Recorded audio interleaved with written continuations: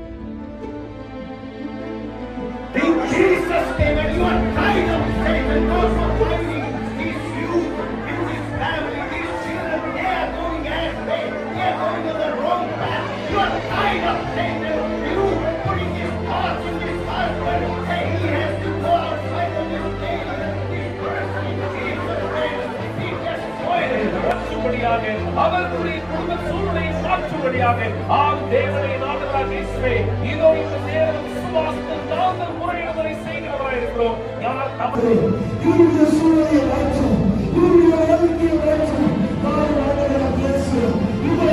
இந்த நிலைமையிலே இவருடைய சூழ்நிலையை மாற்றப்பட வேண்டும்.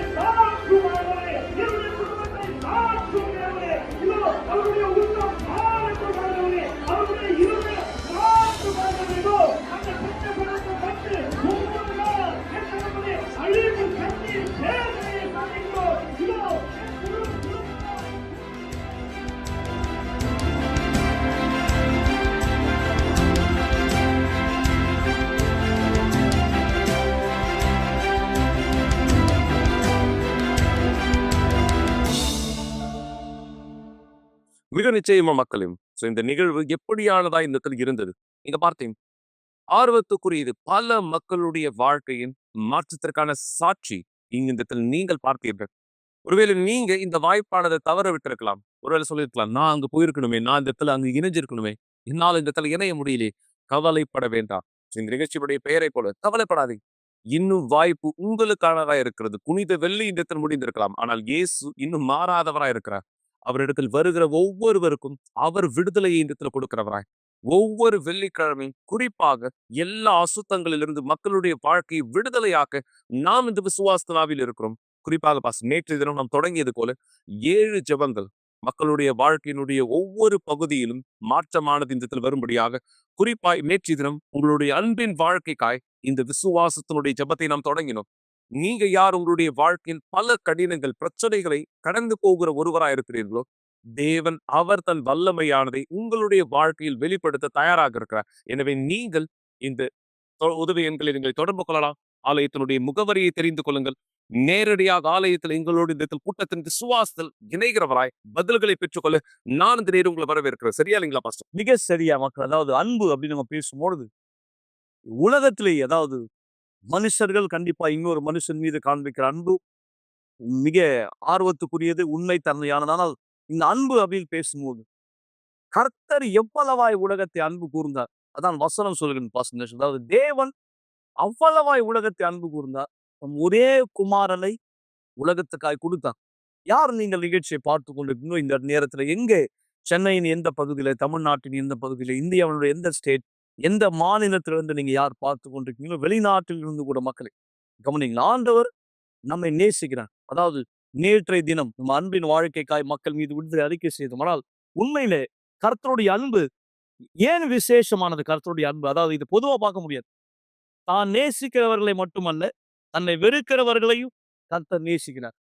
தன்னை தன்னை பாராட்டி அல்ல, தன்னை எதிர்த்து பேசுகிறவர்களை, அதாவது தன்னை அவமரியாதை செய்கிறவர்களையும் கர்த்தர் நேசிக்கிறார். கர்த்தர் முழு உலகத்தை நேசிக்கிறார். ஆர்வத்துக்குரிய ஒரு விஷயம் நம்ம பைபிள்ல பார்க்கும், அவருடைய சீஷரில் ஒருவன் அப்போஸ்தலனாகிய பேதுரு 3 தடவை இயேசுவை மறுதலித்தார். இயேசுவை தெரியாதுன்னு சொன்னார் எல்லாருக்கும் முன்னாடி. ஆனால் தேவனுடைய அன்பு, ஆண்டவராகிய இயேசுடைய அன்பு எவ்வளவு ஆழமானது.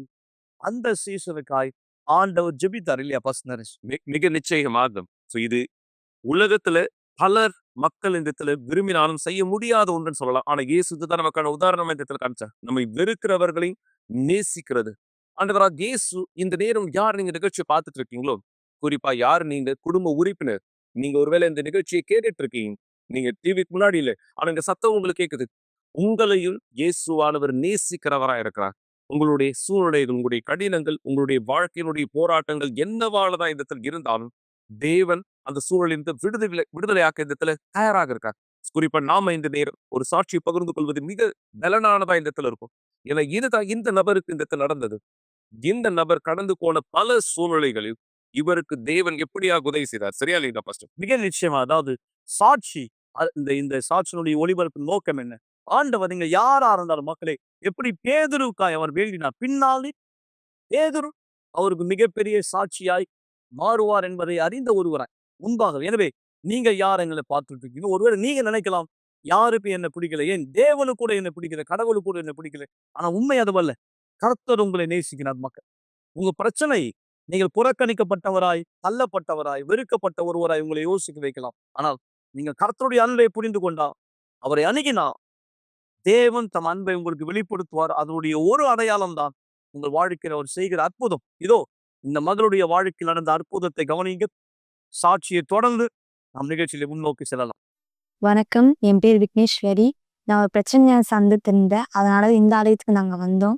அப்போ எங்க அண்ணா ஒரு கெட்ட பழக்கத்தான் அடிமையா இருந்தாரு. ஆலயத்துல இருந்து ஒரு நபர் வந்து எங்களுக்கு சவாலானது வச்சிருந்தாங்க. 7 வெள்ளிக்கிழமை தொடர்ந்து வாங்க அப்படின்னு சொல்லி. அங்க 7 வெள்ளிக்கிழமை வந்து தொடர்ந்து நாங்க வந்திருந்தோம். அப்போ நாங்க வந்து எங்க அண்ணனுடைய வாழ்க்கையில வந்து நாங்க ஒரு வித்தியாசமானதை நாங்க பார்த்தோம். அப்போ நான் வந்து தீர்மானிச்சேன், ஆமா உண்மையா எங்க தேவன் நடந்து இருக்காரு அப்படின்னு சொல்லி நான் தீர்மானிச்சேன். அப்போ என்னுடைய வாழ்க்கை கண்டிப்பா இங்க ஒரு தீர்மானம் கிடைக்கும் நான் நம்பினேன். அப்போ என்னுடைய வாழ்க்கையை வந்து நான் தேவன்கிட்ட கொடுக்கணும் அப்படின்னு என்னுடைய வாழ்க்கையை தீர்மானிச்சேன். நான் வந்து முதலாவது ஆலயத்துக்கு வரும்போது நான் வந்து கெட்ட பழக்கத்துல வந்து அடிமையா, அந்த கெட்ட பழக்கம்னா கெட்ட வார்த்தை பேசுவேன். எனக்கு அதிகமா கோவம் வரும். கோவத்தினால எங்க அண்ணன்ட்ட வந்து நான் வந்து கத்தியால குத்துன அளவுக்கு நான் போயிருந்தேன். ஸோ எனக்கு அந்த அளவுக்கு வந்து எனக்கான கோபமானது வரும். ஸோ அந்த மாதிரி ஒரு பெண்ணாக தான் நான் இருந்தேன். அதே மாதிரி எனக்கு ஒரு பாலியல் துன்புறுத்தல் வந்து சின்ன வயசுல நடந்திருந்தது. அதனால எந்த ஆண்களையுமே வந்து நான் வந்து சரியா வந்து நடத்தவும் மாட்டேன். எனக்கு வந்து பேசவோ பழகவோ எனக்கு பிடிக்காது. ஸோ ஆலயத்திலையுமே நான் வந்து அப்படிதான் நான் இருந்தேன். அப்போ நான் வந்து இது எல்லாமே மாற்றிக்கணும் அப்படின்னு வந்து நான் நினைச்சேன். எப்படி மாறணும் அப்படின்னு எனக்கு தெரியாது. ஆனா எனக்கு இங்க இருந்தவங்க உதவி செஞ்சாங்க, என்னுடைய வாழ்க்கை மாறும் அப்படின்னு சொல்லி. அப்போ நான் வந்து தீர்மானமானது எடுத்தேன், என்னுடைய வாழ்க்கையை வந்து கண்டிப்பா தேவனிடத்துல கொடுக்கணும் அப்படின்னு சொல்லி. நான் வந்து நினைச்சேன், தேவனே என்னுடைய வாழ்க்கை வந்து இதே போல இருக்கக்கூடாது அப்படின்னு சொல்லி என்னுடைய வாழ்க்கையை முழுமையா தேவனுடைய கருத்துல ஒப்பு கொடுத்தேன். நான் வந்து இப்ப தேவன் சொன்னாரு, இது எல்லாமே என்னுடைய கருத்துல நீ கொடுத்தால் மட்டும்தான் உனக்கு பரிசுத்தான கிடைக்கும் அப்படின்னு சொன்னாரு. ஆலயத்துல ஒரு நோக்கமானது இருந்தது, அதுல நான் கலந்து கொண்டேன்.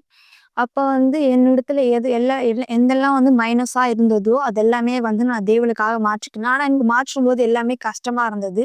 ஏன்னா வந்து நான் ஒரு பெண்ணா ஒரு நாளும் ட்ரெஸ் பண்ணது கிடையாது. ஒரு ஆணாக தான் நான் ட்ரெஸ் பண்ணியிருப்பேன். என்னோட ட்ரெஸ்ஸு, பேண்ட்டு அதுக்கப்புறம் வந்து என்னோட முடி வந்து ஹேர் ஸ்டைல் கட் பண்ணி தான் இருப்பேன்.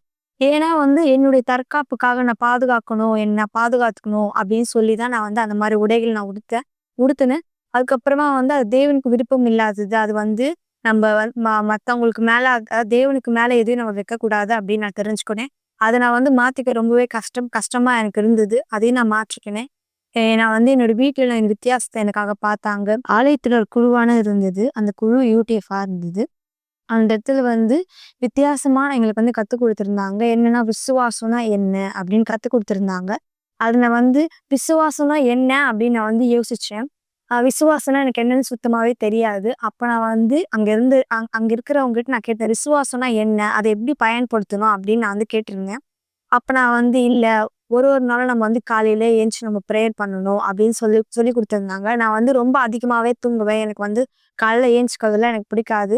நான் ரொம்ப நேரம் தூங்குவேன். ஆனா நான் தேவனுக்காக அத வந்து தியாகமானது செஞ்சேன். இல்ல எனக்கு தூக்கம் முக்கியம் கிடையாது. நான் வந்து அத கத்துக்கணும் அப்படின்னு சொல்லி நான் கீழ்ப்படிஞ்சேன். அப்ப நான் ஒரு நாளும் வந்து காலையில 3 மணிக்கு எந்திச்சு ப்ரேயர் பண்ணுவேன். எனக்கு பரிசுத்த ஆவி வேணுன்றதுக்காக.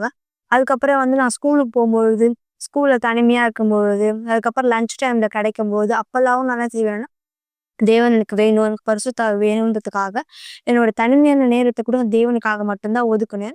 அப்ப நான் வந்து ஆ ஸ்கூல்ல வந்து ஏன்னா ஸ்கூல்ல வந்து நான் படிச்சது வந்து வேற ஸ்கூல். அதனால வந்து அங்க வந்து ஜெபிக்கலாம் முடியாது. ஸோ, அதனால வந்து நான் வாஷ்ரூம் போறேன் அப்படின்னு சொல்லி, அங்க போய் ஒரு ஜஸ்ட் 5 மினிட்ஸ் 5 நிமிஷம் அப்படி நான் வந்து ப்ரேயர் பண்ணிட்டு, நான் வந்து பரிசுத்த ஆவி தேடி நான் வருவேன் திருப்பி கிளாஸ்க்கு. ஸோ, அந்த மாரி தொடர்ந்து ஒவ்வொரு நாளா வந்து செஞ்சுட்டே இருந்தேன். என்னுடைய வாழ்க்கையில வந்து ஒரு மாற்றமானது எனக்கு கிடைச்சது. ஸோ, பரிசுத்த ஆவி அப்படின்னும்போது, பரிசுத்த ஆவி யாருன்னு எனக்கு தெரியாது. பரிசுத்த ஆவி எப்படி தேடணும்னு எனக்கு தெரியாது. ஒரு விஷயத்தையும் நான் இங்க வந்து கத்துக்கினேன். பைபிள் எப்படி படிக்கணும்னு நான் வந்து கத்துக்கினேன். தேவனுடைய விஷயத்த வந்து தேவன் என்னென்ன செஞ்சாரு அப்படின்னு சொல்லி, அதுலேருந்து விசுவாசத்த நான் இன்னும் அதிகமா தெரிஞ்சுக்கினேன். ஸோ, பரிசுத்த ஆவி கிடைக்கும்போது என்னோட முன்னாடி எப்படி இருந்துச்சுன்னா, என்னுடைய வாழ்க்கை ரொம்ப அழிக்கப்பட்டதா, மன அழுத்தத்தினால எனக்கு வந்து தற்கொலை இருந்துச்சு. வீட்ல வந்து அப்பா, அம்மா சரியில்லாதனால எனக்கு நிம்மதியா தூக்கம் வராது. நான் அன்டைம்ல வந்து ஏந்திச்சு உட்கார்ந்துட்டு இருப்பேன். ஸோ, இந்த மாதிரியான சிச்சுவேஷன் வந்து நான் கடந்து போயிட்டு இருந்தேன். இது எல்லாத்துக்கும் என்ன தீர்வானது இருந்துச்சு அப்படின்னு நான் வந்து தீர்வ தேடி நான் இருந்துட்டு இருந்தேன். ஸோ, அப்ப வந்து பரிசுத்த ஆவி தான் ஒரு தீர்வு. அதுலேருந்து நம்மள விடுதலையாக்கி குடுப்பாரு அப்படின்னு சொல்லி நான் தெரிஞ்சுக்கினேன். ஸோ, அப்ப இந்த வாழ்க்கை தேவனுடைய கரத்துல ஒப்பு குடுத்தேன். இது எல்லாமே எனக்கு கஷ்டமா இருந்துச்சு. ரொம்ப சுலபமா இல்ல எல்லாம் மாற்றுறதுக்கு. ஆனா எல்லாத்தையுமே நான் வந்து செஞ்சேன். அப்போ எனக்கு பரிசுத்த ஆவி வந்து கிடைச்சது. எந்த நாள் அப்படின்னா, சண்டே வந்து அந்த நாளா இருந்தது. அந்த சர்வீஸ்ல நான் வந்து கத்துக்கினேன். பரிசுத்த ஆவி எனக்கு வேணும் அப்படின்னு சொல்லி. எனக்கு வந்து எல்லாருக்குமே பரிசுத்த ஆவி கிடைக்குது. எல்லாருக்குமே தேவன் இருக்காரு அப்படின்னு சொல்லிட்டு இருந்தாங்க. ஆனா எனக்கு தேவன் வேணும் அப்படின்னு சொல்லி நான் அன்னைக்கு தீர்மானிச்சேன். இங்கேருந்து நான் வெளிய போகும்போது எனக்கு பரிசுத்த ஆவி இல்லாம நான் போக மாட்டேன் அப்படி ஒரு தீர்மானத்தோட தான் அந்த நாள் நான் வந்தேன். அப்போ நான் தீர்மானிச்சேன். தேவனே உம்முடைய ஆவி இல்லாம இந்த கூட்டத்துல இருந்து நான் வெளிய போக மாட்டேன் அப்படின்னு தீர்மானிச்சேன். அப்போ எனக்கு கண்டிப்பா பரிசுத்த ஆவி வந்து கிடைச்சது. முன்ன இல்லாத விட ரொம்ப அதிகமா சந்தோஷமா ஒரு நிம்மதியான ஒரு இருதயம் எனக்கு இருந்துச்சு. என்னுடைய பார்வை மாறிச்சு. என்னுடைய சிந்தனை மாறிச்சு. என்னுடைய வார்த்தையானது மாறிச்சு. நான் முன்பு இல்லாத மாரி எனக்கு நானே ஒரு வித்தியாசம் எனக்கு தெரிஞ்சது. முன்னாடி நான் வந்து நிறைய விஷயத்த என்னால வந்து ஃபேஸ் பண்ண முடியாது. நைட்ல தனியா போக முடியாது. நான் வந்து அதாவது ஜென்ஸ் கிட்ட வந்து நான் பேச மாட்டேன். தயங்குவேன். ஸோ, இந்த மாரி சிச்சுவேஷன்லாம் இருந்துச்சு. ஆனா இது எல்லாமே நான் தேவன் கிடைச்சதுக்கு அப்புறமா இது நான் எல்லாமே நான் வந்து ஃபேஸ் பண்ணேன். முன்பு நான் தேவனோட சேர்ந்து ஜெயிக்க முடியாது. நான் தேவனோட சேர்ந்து நான் ஜெயிச்சேன். நான் வந்து முன்னாடி ஆணாக நான் ட்ரெஸ் பண்ணேன். ஆனா இப்போ நான் அதையும் நான் மாத்திக்கினேன். என்னோட தேவனோட சேர்ந்து. என்னுடைய ஆலயத்துல எங்க அண்ணனும் ஆலயத்துக்கு வராரு. எங்க அம்மாவும் ஆலயத்துக்கு வராங்க. இப்போ நாங்க தேவனோடு முன்னோக்கி செல்றோம். கவலைப்படுவதை நிறுத்துங்கள் என்ற நிகழ்ச்சியை பார்த்து கொண்டிருப்பதற்கு மிக்க நன்றி. கூட்டம் முடிந்த பிற்பாடும் நீங்கள் எங்களை தொடர்பு கொள்ளலாம். மறந்து விடாதீர்கள். எங்களுடைய எண் 9386387738. நன்றி.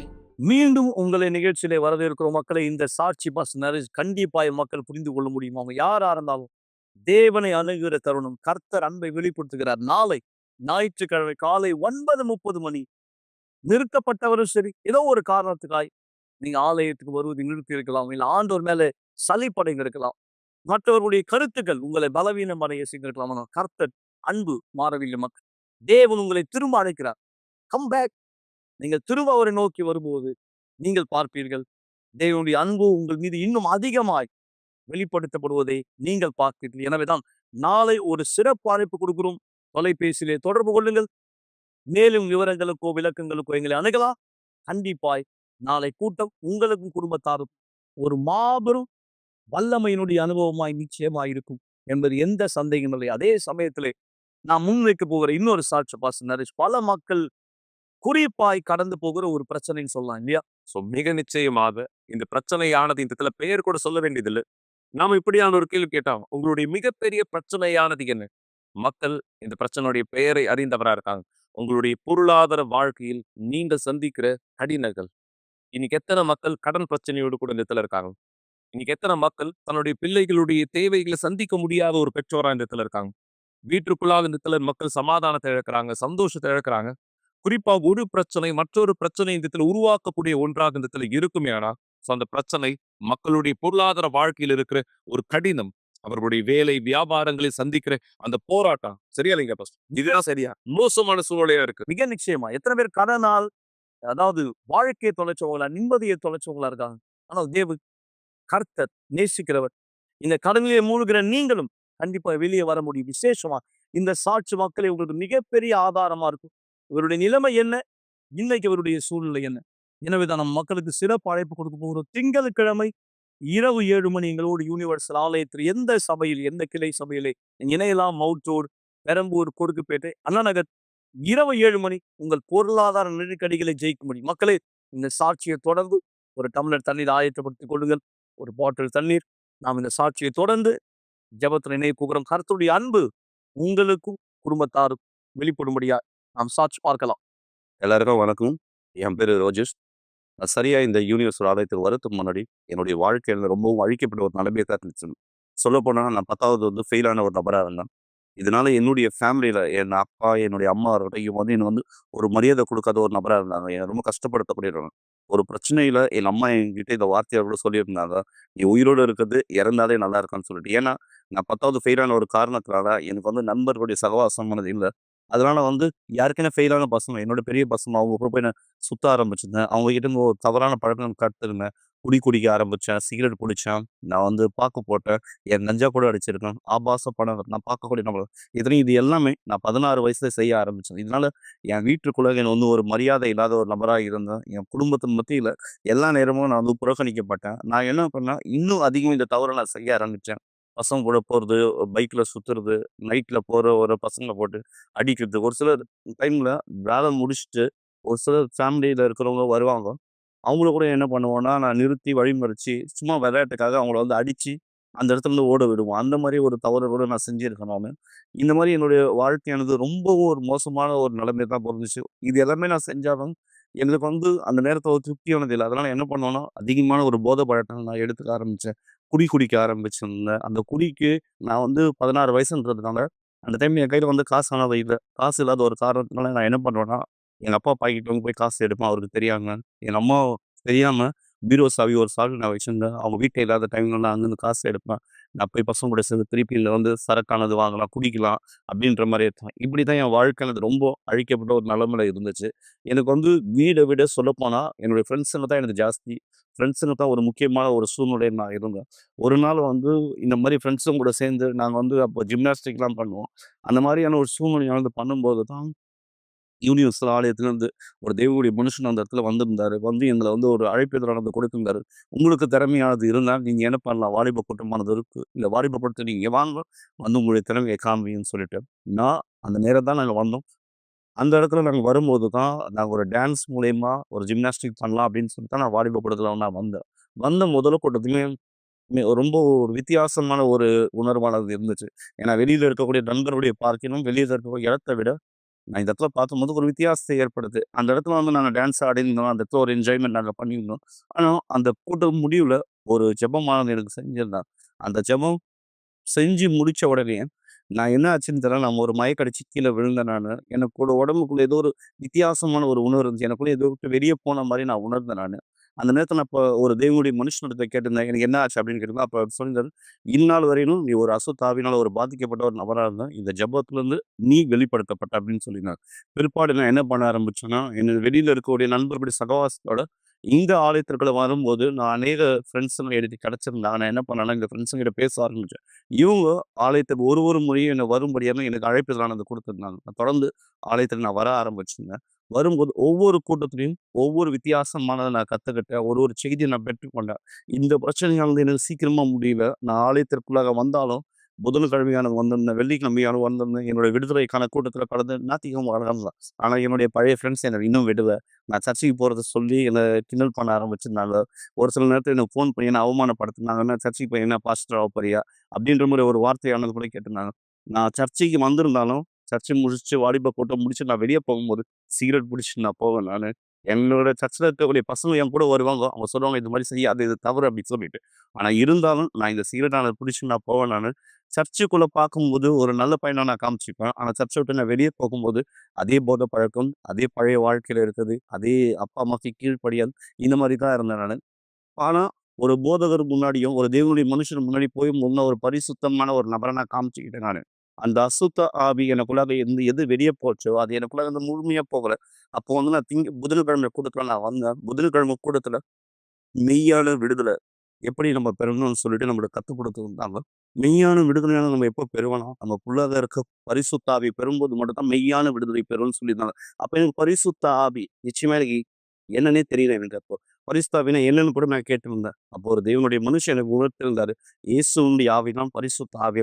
அப்ப நான் கேட்டிருந்தேன், இந்த பரிசுத்த ஆவி நான் பெறணும்னா நான் என்ன செய்யணும் அப்படின்னு சொல்லிட்டு நான் கேட்கும்போது, எனக்குள்ளாக என்னென்ன தவறு இருக்கோ அந்த பட்டியல சொல்ல சொன்னாரு. எல்லாம் தவறு நான் கூச்சப்படல. நானு எல்லா விஷயத்தையும் சொன்னேன். அவர் சொல்லியிருந்தாரு, "இது தேவனுக்கு பிரியமில்லாத ஒரு விஷயம். நீ இந்த விஷயத்த நீ செஞ்சனா, எப்படி பரிசுத்த ஆவிய பெற முடியும்?" அப்படின்னு சொல்லியிருந்தாரு. ஒவ்வொரு முறையும் நான் ஒரு ஒரு தவறானது செய்யும்போது, அவர் சொல்லக்கூடிய ஒரு வார்த்தை நான் யோசிச்சேன் நான். நான் இந்த விஷயத்த செஞ்சேன்னா, அந்த தவற நான் ஏற்படுத்துறேன்னா, நான் தேவனுக்கு பிரியம் இல்லாத ஒரு விஷயத்த செய்றேன்.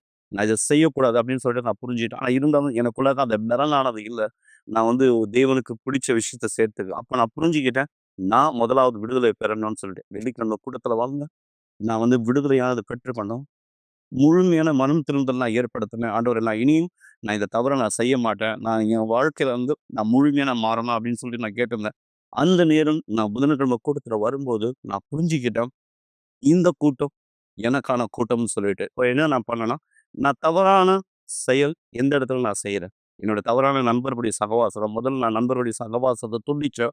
பிற்பாடு ஆலயத்துல இருக்கக்கூடியவர்கள், தேவனுடைய நெருக்கமா இருக்கக்கூடிய ஒரு பசங்கள என்னுடைய ஃப்ரெண்ட்ஷிப்பா நான் ஃப்ரெண்ட்ஸுங்களா நான் ஏத்துட்டேன். அவங்க என்ன பண்ணாங்கன்னா, என்னை இன்னும் தேவனுக்கு நெருக்கமா கொண்டு போனாங்க. பிற்பாடு நான் பரிசுத்த ஆவியினால நிரப்பப்பட்டேன். பரிசுத்த ஆவியினால நான் நிரப்பப்படக்கூடிய இந்த நேரமானது நான் புரிஞ்சுக்கிட்டேன். எல்லா விஷயத்தையும் நான் சிறந்ததா மாத்தணும். எல்லா விஷயத்தையும் நான் ஒழுங்கா மாத்தணும். எந்த இடத்துல நான் அவமானப்படுத்தணும், எந்த இடத்துல நான் வந்து பிரச்சனையானது இருக்கணும், எந்த வீட்ல எனக்கு அவமானமா இருக்கோ, எல்லாத்தையும் நான் மாத்தணும். தேவன் எனக்கு உணர்த்தியிருந்தாரு. நான் தேவனுடைய ஆவி எனக்குள்ளாக இருக்குன்னா, நான் எல்லா இடத்துலயும் ஒரு சாட்சியான நபரா இருக்கேன் அப்படின்னு சொல்லிட்டு. திருப்பி 10th எழுத்துல பாஸ் பண்ணேன். எனக்கு ஒரு நல்ல ஒரு வேலையானது கிடைச்சிருந்தது. ஐடிஐ முடிச்சேன். எனக்கு வந்து ஒரு கார் கம்பெனியில வந்து சர்வீஸ் அட்வைசர் போஸ்டிங் ஆனது கிடைச்சிருந்தது. நான் சரியா சொல்லப்போனா ஆலயத்துக்கு வரும்போது, என்னுடைய சம்பாத்தியமானது ஏறக்குறைய வந்து ரூ. 2,500 ஒரு மாதம் இவ்வளோ தான் என்னுடைய சம்பாத்தியமானது இருந்தது. இந்த ரூ. 2,500 சம்பாத்தியத்தில தான் என்னுடைய வீட்டுக்கு போயிட்டு நான் வந்து என்ன பண்ணணும், என் பணத்த குடுத்தேன். என் வீட்லருந்து எனக்கு ஒரு தொகையா ரூ. 250 அந்த நேரமானது குடுப்பாங்க. அந்த ரூ. 250 நான் தேவனுக்கான காணிக்கைன்னு நான் குடுக்க ஆரம்பிச்சேன். அப்போ நான் தசம பாகத்த பத்தி கத்துக்கொண்டேன். தசம பாகம்னா என்னன்னு எனக்கு தெரியாம இருந்துச்சு. காணிக்கை மட்டும் தேவனுக்கு உண்மையானது இல்ல. தசம பாகம் மிக முக்கியமானது நான் அப்ப புரிஞ்சுக்கிட்டேன். அப்போ ரூ. 2,500 சம்பளத்திலருந்து நான் தசம பாகம் பிரிச்சு வைக்க ஆரம்பிச்சேன். பிற்பாடு எனக்கு வேற ஒரு கம்பெனியில எனக்கு வேலை கிடைச்சுச்சு. அந்த கம்பெனியில வந்து எனக்கு ஒரு ரூ. 5,000 சம்பளம். அடுத்த ஒரு கம்பெனியில ஒரு ரூ. 8,000 சம்பளம். அதுக்கு அடுத்து ஒரு கம்பெனியில ரூ. 10,000 சம்பளம். ஏறக்குறைய என்னுடைய சம்பாத்தியம் கடைசியா ரூ. 15,000 10th ஃபெயில் ஆன ஒரு நபர். ரூ. 15,000 சம்பளம். ஏறக்குறைய வந்து ஒரு 10 வருஷத்துக்கு ஒரு 12 வருஷத்துக்கு முன்னாடி அப்படின்னும்போது மிகப்பெரிய ஒரு சம்பளம் அந்த டைம்ல எனக்கு. இருப்பினும் ரூ. 2,500 இருந்து தேவன் உன்ன ரூ. 15,000 சம்பளத்த உயர்த்தியிருக்காரு. உன்னுடைய தசம பாகத்த நீ தேவனுக்கு உண்மைத்தன்மையான நபரா இருந்தா, இன்னும் அதிகமா ஆசீர்வதிக்கப்பட முடியும் அப்படின்னு சொல்லியிருந்தாரு. நான் அந்த வார்த்தைய ஏத்துக்கொண்டேன். எனக்குள்ள அந்த வார்த்தைய பெற்றுக்கொண்டேன். நான் என்ன பண்ணேன்னா, நான் திங்கட்கிழமை கூட்டத்துல நான் கலந்துக்கிட்டேன். நான் திங்கட்கிழமை கூட்டத்துல நான் கலந்த பிற்பாடு, நான் பண வாழ்க்கையில எப்படி முன்னேறணும்ன்ற ஒரு செய்திய நான் பெற்றுக்கொண்டேன். ஒரு 1 1/2 மாசம் நான் உண்மையான நபரா இருந்த தேவனுக்கு நான் நிரூபிச்சேன். 1 1/2 மாசம் கழிச்சு என்னுடைய மாமா என்னிடத்துல வந்தாரு. அவர் சொல்லியிருந்தார், நான் ஒரு மீன் வியாபாரமானம் செய்கிறேன், என்னால் இந்த வியாபாரமானம் செய்ய எனக்கு பலன் இல்லை, எனக்கு வயசாயிடுச்சு, நீ இந்த கடையை இருந்து போடுறி அப்படின்னு சொல்லியிருந்தார். நான் சொன்னேன், நான் போடுறேன் அப்படின்னு சொல்லியிருந்தேன். ஏன்னா இது தேவனுக்கு நான் ஜெபிச்சிருந்தேன், தேவன் எனக்கான ஒரு வழியை காண்பிங்க, எனக்கான ஒரு கதவு தரேன் அப்படின்னு சொல்லி தேவன் எனக்கான ஒரு வாய்ப்பு கொடுக்குறேன்னு நான் நம்பி அந்த இடத்துல போனேன். இன்னைக்கு மீன் வியாபாரத்தில் நான் செய்ய ஆரம்பிச்சேன். ஏறக்குறைய ஒரு 6 மாத காலமா நான் வந்து அந்த மீன் வியாபாரத்தை தொடர்ந்து செஞ்சேன். என்னுடைய சம்பளம் 1,00,000 மாறிச்சு. சரியா தேவனுடைய மனுஷன் எனக்கு எந்த ஒரு வார்த்தை சொன்னாரோ அதே பிரகாரம் இந்த சம்பளம் ரூ. 1,00,000 மாறி இருந்துச்சு. நான் அந்த ரூ. 1,00,000 தேவனுக்கு உண்மையான நபரா இருந்தேன். இன்னைக்கு என்னுடைய பண வாழ்க்கையில தேவன் வித்தியாசம் ஏற்படுத்தியிருக்காரு. ஒரு மாதம் ஏறக்குறைய ரூ. 2,50,000 நான் சம்பாதிக்கக்கூடிய ஒரு நபரா இருக்கேன். எனக்கு கீழ 3 பேர்கிட்ட வேலையான செய்றாங்க. முன்னாடி ரூ. 2,500 சம்பளத்தோட நான் இந்த ஆலயத்துக்கு நான் வந்தேன். ஆனா இன்னைக்கு தேவன் எனக்கு ரூ. 2,50,000 சம்பளமானது மக்கள் நான் பெற்றுக்கொள்ளும்படியாக தேவன் என்னுடைய ஆசீர்வதிச்சிருக்காரு. என்னுடைய பண வாழ்க்கை முழுமையா வித்தியாசமானது மாறி இருக்கு. இது மட்டும் இல்லாம நான் முன்னாடி மத்தவங்க கீழ கை கட்டி வேலை செஞ்சுட்டு இருந்தேன். ஆனா இன்னைக்கு மத்தவங்களுக்கு நான் சம்பளம் கொடுக்கக்கூடிய அளவுக்கு தேவன் என்னுடைய வாழ்க்கை மாற்றிருக்காரு. இது மட்டும் கிடையாது. என்னுடைய திருமண வாழ்க்கை ரொம்பவும் ஆஸ்வதிக்கப்பட்ட ஒரு நபரா இருக்கிறது. நான் ஆலயத்துக்கு வரும்போது தனிமையான நபரா இருந்தேன். நான் வந்து வாலிப பருவத்துல அந்த ஆலயத்திற்கு வந்திருந்தேன். ஆனா இந்த இடத்துல வரும்போது தேவன் எனக்கான ஒரு ஏற்றுக்கொள்கையை கொடுத்திருக்காரு. அவங்களும் ஒரு தேவனுடைய மனுஷியா இருக்காங்க. ஆலயத்துல இருக்கக்கூடியவங்களா இருக்காங்க. பரிசுத்த ஆவியை பெற்றுக்கொண்ட ஒரு நபரா இருக்காங்க. இன்னைக்கு எனக்கு 3 பசங்க இருக்காங்க. என்னுடைய திருமண வாழ்க்கை மிகவும் ஆசீர்வதிக்கப்பட்ட ஒரு நபரா இருக்கிறது.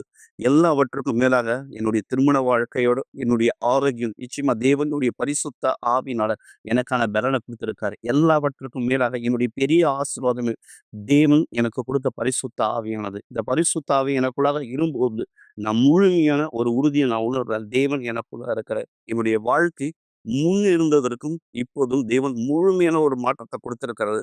இந்த ஆலயத்துல நான் வராத இருந்திருந்தா நிச்சயமா ஒரு தவறான ஒரு பழக்கத்துல ஈடுபடக்கூடிய ஒரு நபரா இருப்பேன்.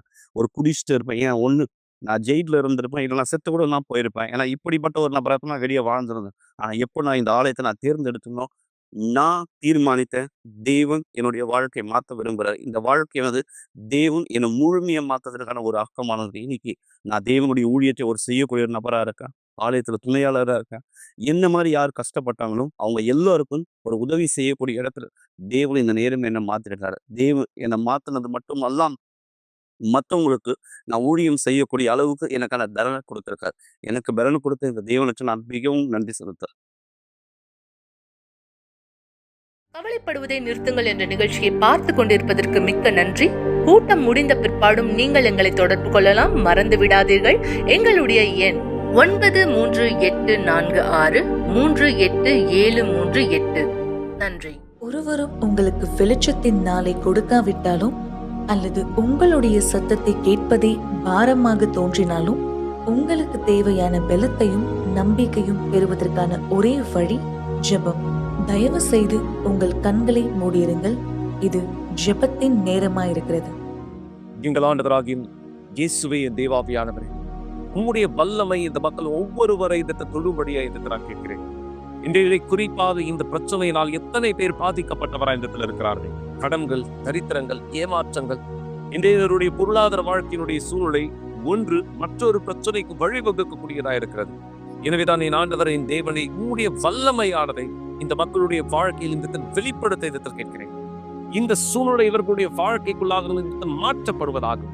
இந்த தரித்திரத்தின் நிலை இடத்தில் ஜெயிக்க இவர்களுக்கான வழிநடத்தலை தாரும் எங்கள் தேவனும் சர்வ வல்லவருமாய் இருக்கிற ஆண்டவராகிய இயேசு கிறிஸ்துவின் பெயராலே. ஆமென். தேவனை இவர்கள் கேட்ட 2 சாட்சி அன்பினுடைய அடையாளமா இருக்கிறது. யாரெல்லாம் இந்த நேரம் இந்த ஜபத்தை பெறுகிறார்களோ அவர்களும் அழைப்பை பெறுகிறார்கள். நிஜத்தில் பாவத்திலே விழ தள்ளப்பட்ட ஒருத்தர், கஷ்டத்திலே விழ தள்ளப்பட்ட ஒருத்தர், போராட்டமான சூழ்நிலையை சந்திக்கிறவர், ஏன் விசுவாசத்திலே தாக்கப்பட்ட ஒருத்தர் மீண்டும் எழுந்திருக்கும்படியாக நீர் பேதுருவுக்காய் ஜெபித்ததை போல இந்த நேரம் இந்த நிகழ்ச்சியை கேட்டுக்கொண்டிருக்கிற ஒவ்வொரு மக்களுக்காய் ஜெபிக்கிறோம். எந்த மூலையிலிருந்து அவர் கேட்டுக்கொண்டிருந்தாலும் தண்ணீரை பருகும்போது தாகம் தணிவதை போல அவருக்குள்ளும் சமாதானம், உறுதி, நிச்சயம் கொண்டு வரப்படும். நோக்கி திரும்புகிற அவரும் அவர் குடும்பத்தாரும் உம்முடைய உதவியின் கரம் நீட்டப்படுவதை, அன்பு வெளிப்படுத்தப்படுவதை அனுபவிப்பார்களா? ஆண்டவராக இயேசுவின் பெயரால் ஆமென். ஆசீர்வாதமான தண்ணீரை பருகுங்கள் மக்களே. சமாதானமான இரவா இருக்கட்டும். இந்த வார்த்தையின் பலத்தோடு செல்லுங்க.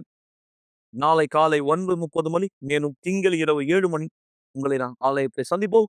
தேவன் அனைவரை ஆஸ்வதிப்பாராக.